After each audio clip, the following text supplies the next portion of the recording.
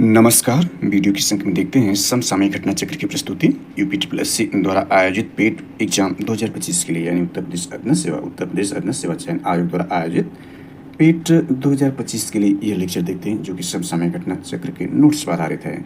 पेट means eligibility test पाठ्यक्रमानुसार संयोजित किया गया। इसमें देखें जो कलेक्शन इस नोट्स में तो ये सारे एग्जाम जो कंडक्ट कराया गया है यूपी द्वारा सारे इसमें एग्जाम के कलेक्शन है। पाठ्यक्रमानुसार संयुक्त का मतलब इसमें सिलेबस के हिसाब से इसमें कॉम्बिनेशन किया गया है। 70 इसमें यूपी अध्यायवार विभाजित थल प्रश्न पत्र इसमें होंगे। पेट के सिलेबस को यहाँ देखें संक्षेप में तो इसमें सामान्य अध्ययन, समान जागरूकता यानी जीके और रीजनिंग, समान विज्ञान एवं प्रारंभिक गणित, तर्क एवं तर्कशक्ति, ग्राफ एवं तालिका, समान हिंदी, समान अंग्रेजी इसमें कवर किए जाएंगे।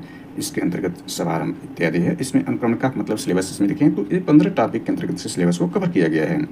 इसमें प्रथम 10 टॉपिक जो होगा वो 5-5 नंबर के हैं। प्रथम 10 टॉपिक को आप देख सकते हैं, शुरुआती जो 10 टॉपिक हैं 5-5 नंबर के हैं, यानी यहाँ तक जो है 10 टॉपिक 5-5 नंबर के हैं, यानी 50 नंबर के हैं। और आखिरी के जो 5 टॉपिक हैं 10-10 नंबर के हैं, यानी आखिरी के जो 10 टॉपिक वेरी वेरी इंपॉर्टेंट हैं क्योंकि आखिरी के जो 5 टॉपिक हैं वो 50 नंबर की हैसियत रखते हैं। तो इसमें समसामयिक यानी करंट अफेयर 10 नंबर का होगा, समान जागरूकता यानी जी के 10 नंबर का है। और इसके बाद देखें अपठित हिंदी गद्यांश का विवेचन विश्लेषण ये भी 10 नंबर का है। और ग्राफ की व्याख्या विश्लेषण 10 नंबर का, तालिका की व्याख्या विश्लेषण 10 नंबर का, ये 50 नंबर, कुल मिलाकर 100 नंबर, 2 घंटे का यह पेपर होगा। और इसमें नेगेटिव मार्क का प्रावधान 1/4 का दिया जाएगा, यानी आप एक गलत करते हैं तो दंड स्वरूप 1/4 नंबर काट लिया जाएगा। तो यही इसका जो है सिलेबस रहा। तो चलिए इसको देखते हैं। और यह ध्यान दें कि यह लेक्चर जो होगा केवल पेट के लिए नहीं, आगामी सभी प्रतियोगी परीक्षाओं के दृष्टिकोण से अति महत्वपूर्ण साबित हो सकता है। जिसके अंतर्गत देखें तो यूपीपीएससी द्वारा आयोजित पीटी एग्जाम 2025, इसके अलावा एलटी में यानी एलटी शिक्षक भर्ती परीक्षा में 30 नंबर का जो जीएस होगा उसके लिए महत्वपूर्ण है। जीआईसी में भी 40 नंबर के जो आपके जीएस यानी जो जनरल स्टडी के प्रश्न पूछे जाएंगे उसमें भी ये महत्वपूर्ण है। इसके अलावा देखें तो यह एसपीएससी राज्य लोक सेवा के अंतर्गत 71वें UPSC PT exam, MPSC, JPSC, RPSC, UKPSC, SSC साथ संघ लोक सेवा परीक्षाओं के लिए भी यह लेक्चर अति महत्वपूर्ण साबित हो सकता है। जो कि देखिए भारतीय अर्थव्यवस्था इंडियन इकोनॉमी पर आधारित है। इसमें पूर्व के लेक्चर का पूर्वावलोकन कर लें, यानी इससे जो प्रीवियस लेक्चर बनाया गया है उसको देख लेते हैं किस पर आधारित है। तो भारतीय अर्थव्यवस्था 1947 से 1951 तक यानी आज़ादी से लेकर 1991 जब एलपीजी लाया गया था वहाँ तक का इसमें देखते हैं, यानी लिबरलाइजेशन, प्राइवेटाइजेशन और ग्लोबलाइजेशन, निजीकरण यानी उदारीकरण, निजीकरण और वैश्वीकरण जब लाया गया था तहाँ तक हम देखते हैं। तो बल्कि हम देख चुके हैं इसको, एक बार आप गहन दृष्टि में पूर्वावलोकन से इसको एक बार देख लें। तो इस पर हम चर्चा नहीं करेंगे, केवल आप इसको एक नज़र देख लें। इस पर जो है पूर्व में परीक्षाओं में पूछा गया, यानी यहाँ पर देख सकते हैं जो इस टॉपिक है योजना आयोग तक पंचवर्षीय योजनाएं यानी planning commission and 5 year plan पर जो ये महत्वपूर्ण प्रश्न अब तक जो है यूपीपीएससी द्वारा बनाकर पूछे जा चुके हैं। इसके बाद दूसरी टॉपिक देखें हरित क्रांति है यानी ग्रीन रेवोल्यूशन है। इस पर भी महत्वपूर्ण लेक्चर देख सकते हैं कि यूपीपीएससी द्वारा पूछे जा चुके हैं। दुग्ध विकास एवं ऑपरेशन फ्रंट पर भी आधारित देखें तो महत्वपूर्ण प्रश्न यूपीपीएससी द्वारा अब तक पूछे जा चुके हैं। बैंकों का राष्ट्रीयकरण का सुधार, इस पर बहुत ज़्यादा प्रश्न यूपीपीएससी ने बनाया है, इसलिए इसको आप एक बार डीपली देख लें। यानी इस टॉपिक पर जो है ज़्यादा प्रश्न बनाए हैं अपेक्षा जो है प्रथम 2 टॉपिक को हमने देखा। तो यहाँ आप देख सकते हैं कि इस पर आधारित महत्वपूर्ण लेक्चर बनाकर, यानी इस पर जो है इस टॉपिक पर महत्वपूर्ण क्वेश्चन बनाकर अक्सर पूछा है यूपीपीएससी। इसके बाद वर्ष 1991 में आर्थिक सुधार था, उसके बाद की अर्थव्यवस्था को इस लेक्चर में देखने जा रहे हैं। अभी हमने देखा कि भारतीय अर्थव्यवस्था जो था वह PYQ फॉर्मेट में था, जो यूपीपीएससी द्वारा लगभग 70 जो प्रश्न थे यानी 70 एग्जाम के जो प्रश्न संयुक्त किया गया था उस पर हमने देखा PYQ फॉर्मेट में। यहाँ पर देखें जो मेन फैक्ट के रूप में, यानी फैक्ट के रूप में भी इसको इस टॉपिक के अंतर्गत देख लेते हैं। भारतीय अर्थव्यवस्था 1947 से 1951 तक, आप इसमें इस फैक्ट ग्रुप में इस पर भी महत्वपूर्ण लेक्चर बना के चैनल पर अपलोड कर दिया गया, इसलिए हम चर्चा नहीं करने जा रहे हैं। इसको एक नज़र आप देख लें, भारतीय अर्थव्यवस्था 1947 से 1991 तक। तो फैक्ट ग्रुप में भी आप इसको देख लें, इसमें सारी जानकारी हम दे चुके हैं भारतीय अर्थव्यवस्था के अंतर्गत। योजना आयोग था पंचवर्षीय योजना आयोग का गठन कब किया गया था, पंचवर्षीय योजनाओं को भी हमने विस्तार समझ लिया है। इसमें सारी पंचवर्षीय योजनाओं के बारे में विस्तार से बताया कि नीति आयोग का गठन कब किया गया, नीति आयोग की संरचना क्या है, पंचवर्षीय योजनाओं का विकास की उपलब्धि, सारी पंचवर्षीय योजनाओं को आप देख लें, वर्ष भी ज़्यादा पूछ देता है और उसका उद्देश्य क्या रहा, इसमें सारी चीज़ें निहित हैं। और यहाँ पर जो है राष्ट्रीय विकास परिषद NDC को भी देख सकते हैं, योजना आयोग को देख सकते हैं, नीति आयोग इत्यादि को देख सकते हैं। इसके बाद वर्तमान नीति आयोग की संरचना क्या है, मिश्रित अर्थव्यवस्था का विकास, निजी और सार्वजनिक, जैसे कि भारत की अर्थव्यवस्था मिश्रित अर्थव्यवस्था है जिसमें निजी और सार्वजनिक क्षेत्र दोनों का विकास निहित है। तो इस पर भी महत्वपूर्ण रूप से जानकारी दे दी। इसके बाद हरित क्रांति जो हमने PYQ के फॉर्मेट में देखा था, यहाँ पर देख सकते हैं फैक्ट के रूप में। तो ग्रीन रेवोल्यूशन संबंधित महत्वपूर्ण जानकारी इसमें दी गई, दुग्ध विकास ऑपरेशन फ्रंट पर महत्वपूर्ण जानकारी दी गई। इसमें क्रांतियाँ यानी उत्पादन क्षेत्र और कृषि क्रांति वेरी वेरी इंपॉर्टेंट है, इसको भी आप देख लें। इसके बाद जो है यानी यहाँ तक हमने इसमें देख लिया था, तो यह फैक्ट के रूप में है।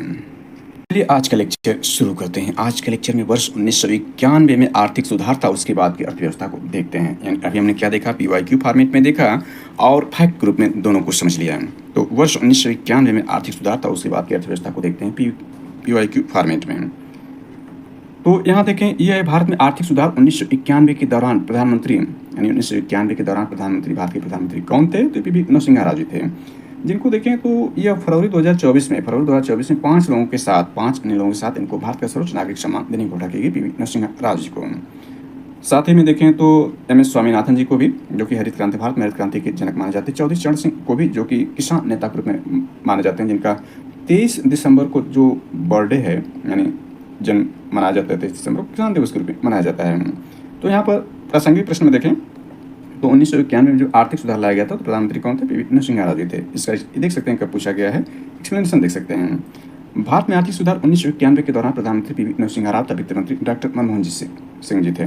डॉक्टर मनमोहन सिंह जी का भी देखें तो निधन जो है दिसंबर 2024, यानी दिसंबर के लास्ट वीक में 2024 में इन महान अर्थशास्त्री डॉक्टर मनमोहन सिंह जी का भी निधन हो गया था। तो यहीं देखें, उस दौरान वित्त मंत्री थे, जो बाद में लगातार 2 कार्यकाल के लिए भारत के प्रधानमंत्री बने। योजना आयोग के अध्यक्ष, तो भारत प्रधानमंत्री जो होता है वो स्वतः होता है, RBI गवर्नर, और साथ ही में देखें तो एक महान अर्थशास्त्री थे। इन पर महत्वपूर्ण लेक्चर बना के चैनल पर अपलोड कर दिए गए हैं, तो प्लीज़ आप इस चैनल को सब्सक्राइब करते, वीडियो को लाइक करके सारे लेक्चर देख सकते हैं। इसके बाद देखें, यह है दूसरा प्रश्न। इसमें देखें तो दूसरा प्रश्न 1991 की नई उदार आर्थिक नीति के परिचय के साथ भारतीय अर्थव्यवस्था, इसके अलावा मतलब इसमें वह नियत नहीं होगा, निम्नलिखित सभी के माध्यम से मौजूदा आर्थिक समस्याओं को संबोधित किया गया। इसमें इंडस्ट्रियलाइजेशन नहीं था, औद्योगिकरण ने, जो वैश्वीकरण यानी ग्लोबलाइजेशन है, निजीकरण प्राइवेटाइजेशन है, उदारीकरण यानी लिबरलाइजेशन है, यानी LPG यही था, लिबरलाइजेशन यानी उदारीकरण, प्राइवेटाइजेशन, निजीकरण और ग्लोबलाइजेशन वैश्वीकरण, लेकिन इंडस्ट्रीकरण इसमें शामिल नहीं था। कब पूछा गया, आप इसको देख लें। इसमें देखते हैं, भारत में आर्थिक सुधारों को तीव्र एवं उचित तरीके से शुरुआत करने के लिए नरसिम्हा राव सरकार द्वारा वर्ष 1991 में नई आर्थिक नीति जारी की। इस नई आर्थिक नीति के माध्यम से संबंधित संरचनात्मक सुधार हुए थे, उदारीकरण, निजीकरण, वैश्वीकरण।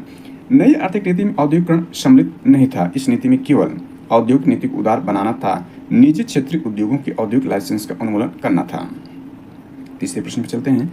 तो 1991 के आर्थिक सुधारों के बाद उद्योग विशेष रूप के सार्वजनिक क्षेत्र में लिए आरक्षित थे। तो इसमें C है, परमाणु ऊर्जा उत्पादन, यानी कहने का आशय हुआ कि 1991 के आर्थिक सुधारों के बाद परमाणु ऊर्जा उत्पादन उद्योग विशेष रूप से सार्वजनिक क्षेत्र के लिए आरक्षित थे।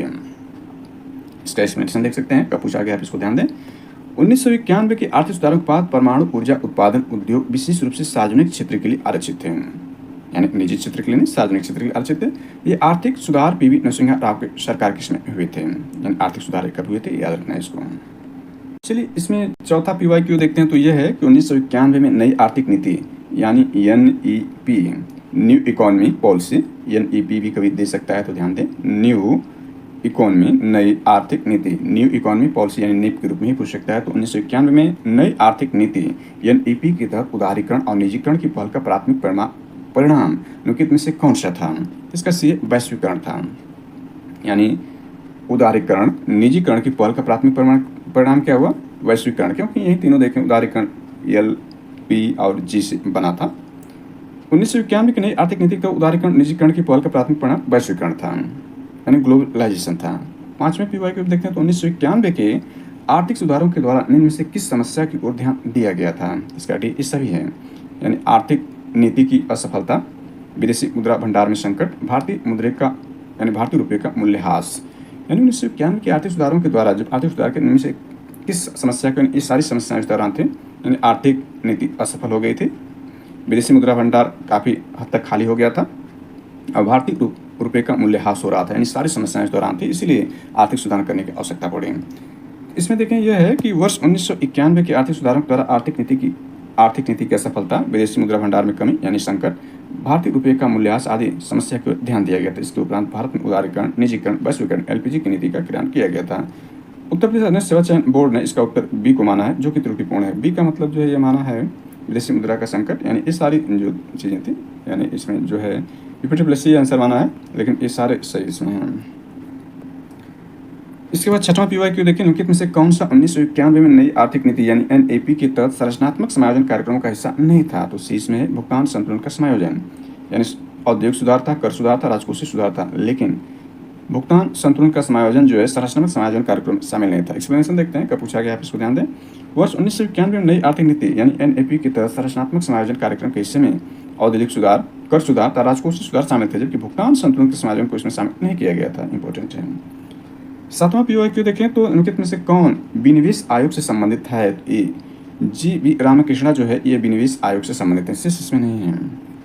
इसका एक्सप्लेनेशन देखें तो यह है कि भारत में वर्ष 1991-92 में विनिवेश कार्यक्रम शुरू किया गया था। वर्ष 1992 में सरकार ने सार्वजनिक क्षेत्र के उद्यमों में शेयर के विनिवेश से संबंधित समिति का गठन डॉक्टर सी रंगराजन की अध्यक्षता में गठित किया, जिसका काम विनिवेश कार्यक्रम से संबंधित उपाय सुझाना था।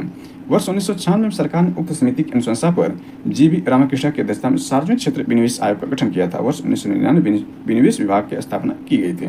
तो काफी एक्सप्लेनेशन है, इसको आप इंपॉर्टेंट ग्रुप में नोटेड पॉइंट में रखें, क्योंकि इनमें कौन से विनिवेश आयोग से संबंधित है। तो ये जी.वी. रामकृष्णा जी हैं, जी.वी. रामकृष्णा जी। जबकि इसमें प्रथम के रूप में यदि पूछता तो डॉक्टर सी रंगराजन जी इसकी अध्यक्षता करते हैं। 1992-96 में जो है यह जी.वी. रामकृष्णा की अध्यक्षता की जाती है और 1999 में विनिवेश विभाग की स्थापना की जाती है। 8वां पीओक्यू देखिए, नई आर्थिक नीति यानी एनएपी को सामान्यतः विकास के एलपीजी मॉडल के रूप में जाना जाता है, ये इसमें सही है। नई आर्थिक नीति 1991 को सामान्यतः विकास के एलपीजी मॉडल के रूप में जाना जाता है। यह दिशा उदारीकरण, निजीकरण, वैश्वीकरण यानी लिबरलाइजेशन, प्राइवेटाइजेशन और ग्लोबलाइजेशन एलपीजी मॉडल के रूप में पूरे देश में आर्थिक सुधार के रूप में लागू की गई थी। इस नई औद्योगिक नीति के तहत सरकार ने विभिन्न क्षेत्रों में निजी कंपनियों को प्रवेश करने की अनुमति दी, जो पहले केवल सरकारी क्षेत्रों के लिए आरक्षित थे। यानी ध्यान रखें कि निजी यानी विभिन्न क्षेत्रों में निजी कंपनियों को प्रवेश करने की अनुमति इसमें दी गई थी। 9वां पीओक्यू देखें, केंद्र सरकार की आय का सबसे बड़ा हिस्सा कहाँ से प्राप्त होता है? तो डी है उत्पादन शुल्क से। इसका एक्सप्लेनेशन देखें तो ये आपका बनता है प्रश्न काल है, तो यानी उस दौरान के लिए जब ये प्रश्न पूछा गया था तब के लिए सही था। एक्सप्लेनेशन में इसका विस्तार किया गया, यानी इसको समझाने का प्रयास किया गया। देखें तो प्रश्न काल है तो विकल्प डी सही उत्तर है।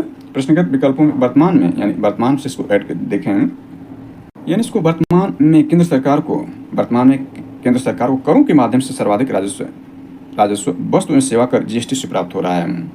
यानी उस दौरान क्या था, यह आपका उत्पादन शुल्क था 2015 में, और इसके बाद जो है यह जीएसटी से वर्तमान में जो है सबसे ज़्यादा यानी केंद्र सरकार के आय का सबसे बड़ा हिस्सा कहाँ से प्राप्त हो रहा है? जीएसटी से। जबकि दिए गए विकल्प में सर्वाधिक राजस्व आय का स्रोत प्राप्त हो रहा है। बजट 2025-26 के अनुसार केंद्र सरकार के शीर्ष कर राजस्व स्रोत निम्नलिखित हैं। सबसे ज़्यादा देखें 2025-26 का बजट जिसका देखें 1 फरवरी 2025 को पेश किया गया था। 2025-26 का बजट एक आगामी वर्ष के लिए बजट पेश किया जाता है, जबकि आर्थिक सर्वेक्षण एक वर्ष पूर्व की घटनाओं का उसमें विवरण दिया होता है। इसमें सबसे ज़्यादा जो आयकर था यानी शीर्ष कर राजस्व स्रोतों में सबसे पहले आयकर इनकम टैक्स, दूसरे स्थान पर जीएसटी और तीसरे स्थान पर निगम कर था। केंद्रीय उत्पाद शुल्क देखें तो यह आपका इसका इतना स्थान है, यानी देखें 3,17,000 करोड़ है। सीमा शुल्क देखें तो आपका यह 2,40,000 करोड़ रुपये है। और सबसे ज़्यादा हमने देखा आयकर है और यह है 14,38,000। फिर सेवा यानी जीएसटी है 11,78,000। फिर निगम कर है 10,82,000 स्थान है। इसके बाद देखें 10वां पीओक्यू, तो नवंबर 2018 के अंत तक भारत का राजकोषीय घाटा रहा है 20 का आंसर सही है 7.17 लाख करोड़ रुपए रहा है राजकोषीय घाटा। चलिए एक्सप्लेनेशन इसका समझ लेते हैं। देखें प्रश्नकाल में विकल्प भी सही था। केंद्रीय बजट 2025-26 यानी इसको अपडेट कर दिया है, ये सबसे बड़ी इसमें अच्छी बात है। केंद्रीय बजट 2025-26 के अनुसार वर्ष 2025-26 बजट अनुमान में राजकोषीय घाटा देखें तो यह आपका जो है यानी 15,68,936 करोड़ रुपये अनुमानित है, जो इसी अवधि के संदर्भ जीडीपी का 4.4% है। वर्ष 2024-25 यानी इसमें देखें संशोधित अनुमान में राजकोषीय घाटा यह 15,69,527 करोड़ रुपये, जो इसी अवधि संदर्भ जीडीपी का 4.8% है। वेरी वेरी इंपॉर्टेंट है। 11 नंबर देखें पीवाईक्यू में, तो निम्नलिखित में से एक गैर योजना व्यय का सबसे महत्वपूर्ण आइटम कौन सा है? तो ये है ब्याज का भुगतान। यह 2016 में राजस्व निरीक्षक परीक्षा 2016 में पूछा गया है। तो गैर योजना व्यय का सबसे महत्वपूर्ण आइटम या भाग है। प्रश्नकाल था बजट अनुमान 2025-26 के अनुसार भी विकल्प ए ही सही है, यानी वर्तमान में भी ये सही है ब्याज का भुगतान। हालांकि वर्ष 2017-18 केंद्रीय बजट से योजनागत और गैर योजनागत व्यय की श्रेणी को रंगराजन समिति की सिफारिशों के आधार पर समाप्त कर दिया गया है। बजट अनुमान 2025-26 में ब्याज भुगतान देखें तो 12,76,338 करोड़ रुपये अनुमानित थे, जबकि वर्ष 2024-25 में संशोधित अनुमान में यह 11,37,940 रुपये था। 12 नंबर प्रश्न देखें, विश्व में वर्ष 2016-17 के रक्षा बजट पर यानी विश्व में वर्ष 2016-17 की रक्षा बजट पर भारत का विभिन्न देशों की तुलना में कौन सा स्थान था? तो बी है चौथा स्थान था। इसको भी देखा जाए वर्तमान दृष्टिकोण से, प्रश्नकाल विकल्प भी सही था। और अप्रैल 2025 में सिप्री यानी सिप्री ये जो है जो हथियारों पर आधारित नोट भी जारी करती है कि कौन सबसे ज़्यादा हथियार बेचता है, खरीदता है, तो उस हिसाब से भी इसको हम देख सकते हैं। तो अप्रैल 2025 में सिप्री द्वारा जारी रिपोर्ट के अनुसार वर्ष 2025 में सैन्य खर्च के संदर्भ में शीर्ष 5 देश देखें, पहले स्थान पर यूएसए यानी अमेरिका है, फिर चीन है, फिर रूस है, फिर जर्मनी है, चौथे स्थान पर भारत है 2024 के हिसाब से यहाँ पर है। वर्ष 2023 में भारत का स्थान चौथा था, और यहाँ पर देख सकते हैं इसमें जो है 2025 में क्या हो गया, 5वां स्थान हो गया।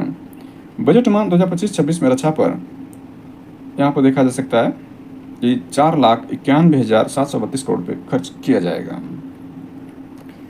13 नंबर PYQ देखें तो यह निम्नलिखित में कौन भारत में थोक मूल्य सूचकांक के मुख्य घटक हैं। तो इसमें जो है ये है, यानी 3 नहीं, इसमें शामिल प्राथमिक वस्तुएं होंगी, ईंधन और बिजली होगी। विनिर्मित उत्पाद जो है यह भारत में थोक मूल्य सूचकांक के मुख्य घटक में, जबकि इसमें सेवाएं नहीं है, सर्विसेज शामिल नहीं है। भारत में थोक मूल्य सूचकांक के मुख्य घटक प्राथमिक वस्तुएं, ईंधन, बिजली और विनिर्मित उत्पाद हैं, जबकि सर्विसेज या सेवाएं इसमें शामिल नहीं हैं। अगला PYQ देखें 14 नंबर, यहाँ से बनता है निम्नलिखित में कौन सा क्षेत्र भारत का सबसे बड़ा नियोक्ता है। तो ये है प्राथमिक क्षेत्र। नियोक्ता का मतलब सबसे ज़्यादा रोजगार देता है। प्राथमिक क्षेत्र कृषि संबंधित है, यानी प्राथमिक क्षेत्र भारत का सबसे बड़ा नियोक्ता है। प्राथमिक क्षेत्र के अंतर्गत कृषि, वानिकी, मत्स्य पालन, डेयरी पालन, खनन आदि गतिविधियां आती हैं, तो ये सबसे बड़ा नियोक्ता है। वेरी वेरी इंपॉर्टेंट है। द्वितीय क्षेत्र में इंडस्ट्री आते हैं, तृतीय क्षेत्र में जो है सेवाएं या सर्विसेज आते हैं। और 15 नंबर देखें तो यह है किसी भी विकासशील अर्थव्यवस्था की प्रारंभिक चरणों में अधिकांश गतिविधियां क्षेत्र से संबंधित होते हैं। तो डी है प्राथमिक क्षेत्र, यानी जो भी अर्थव्यवस्था प्रारंभिक चरण रहेगा, यानी विकासशील जैसे कि भारत देखें तो ये विकसित बनने की कगार पर है। 2047 में भारत की आज़ादी के 100वीं वर्षगांठ जब मनाई जाएगी, तो भारत उस दौरान एक विकसित राष्ट्र के रूप में अपने आप को स्थापित कर लेगा। तो जब तक विकासशील, यानी अभी भारत देखें तो यह विकासशील की प्रारंभिक चरण में नहीं है, बल्कि उससे उन्नत अवस्था में पहुंच चुका है। तो विकासशील अर्थव्यवस्था जो होगी उसका प्रारंभिक चरण में क्या होगा, अधिकांश गतिविधियां क्या होगी, प्राथमिक क्षेत्र को हमने देख लिया। प्राथमिक क्षेत्र के अंतर्गत ये सारी चीज़ें आती हैं कि इसमें कृषि होगी, वानिकी होगी, मत्स्य पालन होगा, डेयरी पालन होगा, खनन इत्यादि गतिविधियां शामिल की जाती हैं। विकास की प्रारंभिक अवस्था में देश की अधिकांश जनसंख्या प्राथमिक क्षेत्र में कार्य करती है, किंतु जैसे अर्थव्यवस्था का विकास होने लगता है वैसे जनसंख्या का अनुपात प्राथमिक क्षेत्र में कम था, द्वितीय और तृतीय क्षेत्र में बढ़ने लगता है। द्वितीय का मतलब इंडस्ट्री में और तृतीय का मतलब सेवा क्षेत्र में बढ़ने लगेगा। 16 नंबर PYQ देखें, भारत में निम्न में से क्या अप्रत्यक्ष कर की श्रेणी है। ये देखें 2016 में प्रश्न है, बी है, सेवा कर जो है अप्रत्यक्ष कर में है। इसको देख लें। केंद्र सरकार के प्रत्यक्ष कर, यानी केंद्र सरकार का जो डायरेक्ट टैक्स लिया जाता है उसमें आयकर है, इनकम टैक्स है, संपत्ति कर है, निगम कर है आदि डायरेक्ट लिए जाते हैं। केंद्र सरकार के अप्रत्यक्ष कर इनडायरेक्ट रूप से जो ली जाती है, वस्तु एवं सेवा कर GST याद रखें कि अप्रत्यक्ष कर है, इनडायरेक्ट टैक्स है, उत्पादन कर, आयात कर आदि जो है केंद्र सरकार के अप्रत्यक्ष कर है। राज्य सरकारों के अप्रत्यक्ष कर में देखें, राज्य सरकारों के अप्रत्यक्ष कर में क्या है, बिक्री कर है, राज्य उत्पादन कर है, मनोरंजन कर और वैट इत्यादि जो राज्य सरकारों के अप्रत्यक्ष इनडायरेक्ट टैक्स के अंतर्गत आते हैं। भारत में आय कर को कहा जा सकता है, यानी भारत में आयकर इनकम टैक्स को क्या कहा जा सकता है, तो बी है प्रत्यक्ष और प्रगामी कहा जाता है, डायरेक्ट और प्रोग्रेसिव कहा जाएगा। कब पूछा गया, इसको ध्यान दें। एक्सप्लेनेशन देखें, भारत में आयकर को प्रत्यक्ष और प्रगामी कहा जाता है। 18 नंबर PYQ देखें, कितने कौन राजस्व व्यय का एक उदाहरण है। राजस्व व्यय का एक उदाहरण देखें तो सी एक प्रिंटर की मरम्मत करना, एक प्रिंटर जो होगा उसकी मरम्मत करना राजस्व व्यय के उदाहरण के अंतर्गत आएगा। जबकि फैक्ट्री सेट का निर्माण, जमीन की खरीद, एक नई मशीन की स्थापना जो है राजस्व व्यय के अंतर्गत नहीं आएगा। इसका एक्सप्लेनेशन देखें तो राजस्व व्यय से अभिप्राय सरकार द्वारा एक वित्तीय वर्ष में किए जाने वाले सम्मानित व्यय से जिसके परिणामस्वरूप न तो सरकार की परिसंपत्ति का निर्माण होता और न ही देयता में कमी होती है, जैसे वृद्धावस्था पेंशन, ऋणों के भुगतान पर किए गए व्यय आदि। दिए गए प्रश्न में एक प्रिंटर की मरम्मत राजस्व व्यय का उदाहरण है।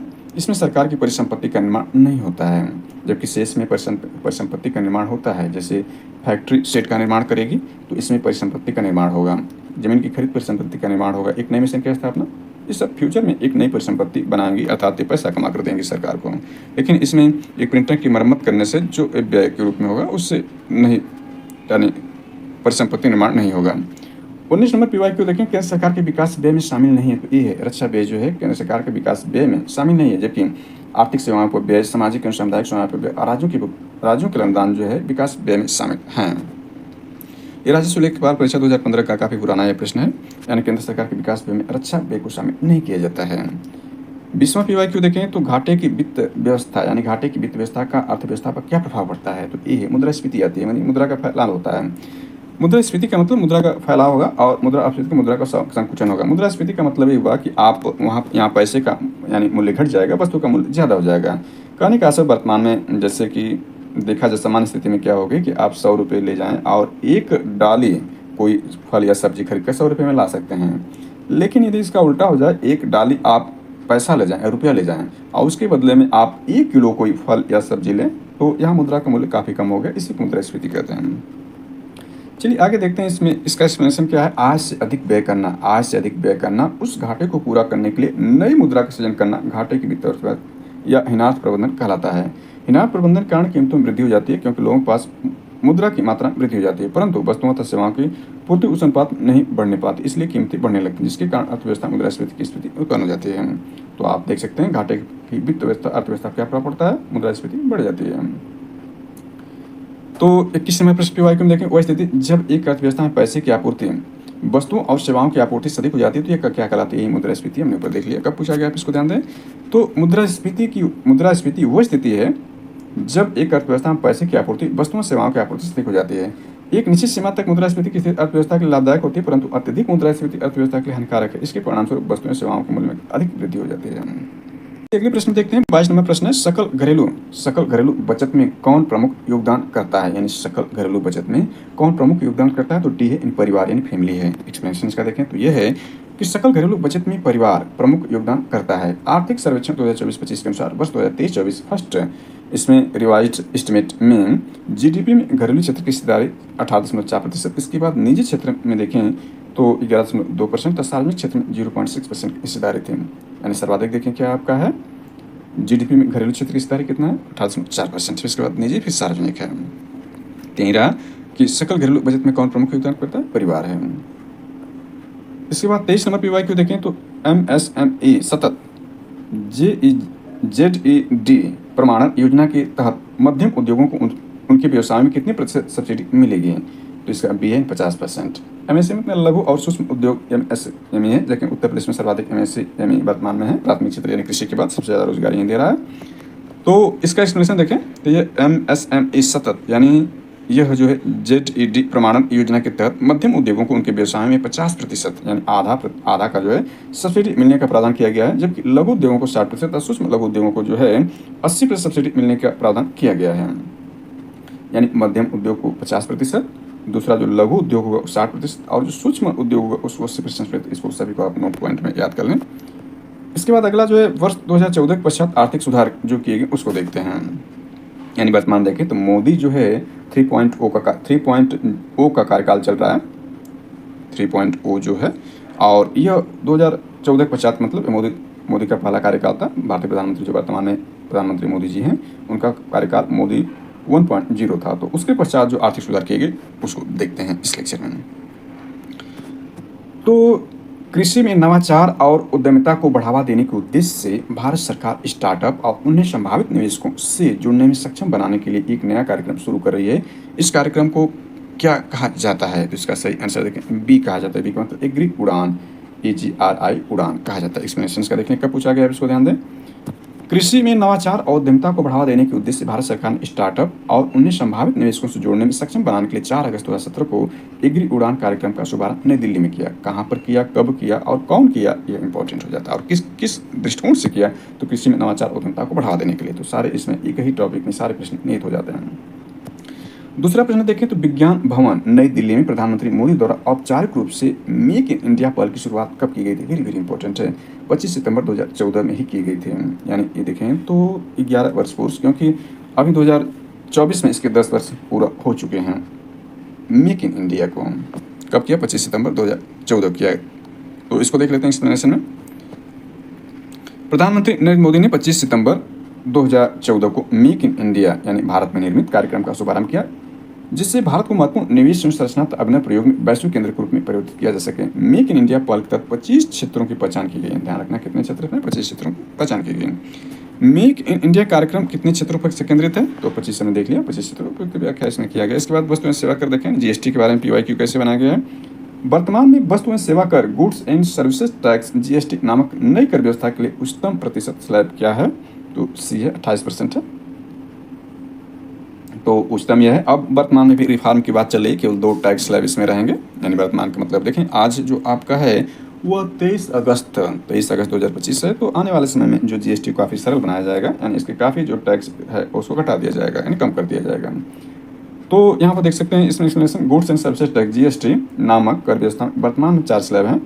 इसमें 5%, 12%, 18%, 28%, सबसे ज़्यादा 28% जीएसटी ऑटोमोबाइल विलासिता की वस्तुओं पर है। वर्तमान में हालांकि जब तक सुधार नहीं हो जाता, आने वाले समय में इसमें काफ़ी लचीलापन लाया जाएगा और कम कर दिया जाएगा। तो आने वाले एग्जाम के दृष्टिकोण से महत्वपूर्ण है कि वर्तमान में यही आप याद रखें। वस्तु एवं सेवा कर जीएसटी को कितने घटकों में विभाजित किया गया है? तो 3 घटक इसमें हैं, देखते हैं कौन कौन घटक। वस्तु एवं सेवा कर को 3 घटकों में विभाजित किया गया है। पहला केंद्रीय कर है, यानी CGST यानी central GST, central goods and services tax. राज्य जीएसटी यानी SGST, state goods and service tax. एकीकृत जीएसटी यानी IGST यानी integrated goods and services tax है। 3 इसके जो घटक हैं, कंपोनेंट हैं, इंपॉर्टेंट है। इसके बाद देखें तीसरा नंबर प्रश्न देखें, तो वस्तु एवं सेवा कर जीएसटी भारत में 1 जुलाई 2017 को पेश किया गया था, यानी वस्तु एवं सेवा कर भारत में 1 जुलाई 2017 से लागू किया गया था, इंपॉर्टेंट है। इसका एक्सप्लेनेशन देखें तो भारत में वस्तु एवं सेवा कर जीएसटी 1 जुलाई 2017 से लागू किया गया था। तीसरा PYQ इसमें देखते हैं तो यह है कि यह सुनिश्चित करने के लिए कि जीएसटी का लाभ उपभोक्ताओं तक पहुंचाया जाए, सरकार ने राष्ट्रीय मुनाफाखोरी रोधी प्राधिकरण नेशनल एंटी प्रॉफिटियरिंग अथॉरिटी की स्थापना की। लेकिन 1 दिसंबर 2022 से सभी जीएसटी मुनाफाखोरों रोधी एंटी प्रॉफिटियरिंग शिकायतों का निपटारा किस संगठन द्वारा किया जाता है? तो इसका सही आंसर सी है, CCI यानी CCI, भारतीय प्रतिस्पर्धा आयोग द्वारा। एक्सप्लेनेशन का देख लेते हैं, ये वेरी वेरी इंपॉर्टेंट है। एक्सप्लेनेशन है, वस्तु एवं सेवा कर जीएसटी का लाभ उपभोक्ताओं तक पहुंचाने के लिए केंद्र सरकार राष्ट्रीय मुनाफाखोरी रोधी प्राधिकरण का गठन केंद्रीय वस्तु एवं सेवा नियमावली 2017 की धारा 171 धारा भी याद रखना है के तहत किया था। परंतु 1 दिसंबर 2022 से जीएसटी मुनाफाखोरी रोधी शिकायतों का निपटारा भारतीय प्रतिस्पर्धा आयोग यानी CCI द्वारा किया जाता है। 5वां PYQ देखें इसमें, तो भारत में राष्ट्रव्यापी जीएसटी का विचार उनके में से किसके द्वारा प्रस्तावित किया गया था? तो CA केलकर टास्क फोर्स द्वारा। यह देख सकते हैं कब पूछा गया है। इसमें देखिए भारत में राष्ट्रव्यापी जीएसटी का विचार सर्वप्रथम वर्ष 2000 में अप्रत्यक्ष करों पर केलकर टास्क फोर्स द्वारा किया गया था। फ्रांस में सबसे पहले जीएसटी प्रणाली लागू की गई थी। अरुण जेटली इसके कारण उस समय जीएसटी परिषद के पहले अध्यक्ष थे। अगला देखते हैं, यानी ये भूतपूर्व जो वित्त मंत्री थे, यानी काफ़ी पदों पर ये भारत सरकार को सेवाएं दे चुके थे। ये इनका देवासान हो चुका है, स्वर्गवास हो चुका है अरुण जेटली जी का। तो इन्हीं के समय जो जीएसटी परिषद के पहले अध्यक्ष बने थे अरुण जेटली जी। जीएसटी की कौन सी प्रमुख विशेषता क्रेडिट के निर्बाध प्रवाह की अनुमति देती और अंतिम उपभोक्ता पर कर के बोझ को कम करती है? तो D है गंतव्य आधारित कर, यानी डेस्टिनेशन बेस्ड टैक्स इस पर आधारित है। देखें तो जीएसटी की गंतव्य आधारित कर उपभोग करारोपण टैक्सेशन के सिद्धांत पर आधारित है, जो क्रेडिट के निर्बाध प्रवाह की अनुमति देती है और अंतिम उपभोक्ता पर कर के बोझ को कम करती है। गंतव्य आधारित टैक्स जो होगा। अगला इसमें PYQ लेकर चलते हैं, तो ये विविध अर्थव्यवस्था का इसमें यानी सारे पार्ट रहेंगे। यानी अभी हमने जो देखा वह यानी भारत की आज़ादी 1947 से 1991 तक हमने देखा। इसके बाद 1991 से वर्तमान तक हम देख रहे हैं, तो इसमें सारे शामिल होंगे, सारे टॉपिक शामिल होंगे। यानी हरित क्रांति होगा, श्वेत क्रांति होगा, और इसके बाद जो होगा बैंकों का राष्ट्रीयकरण पर प्रश्न होगा।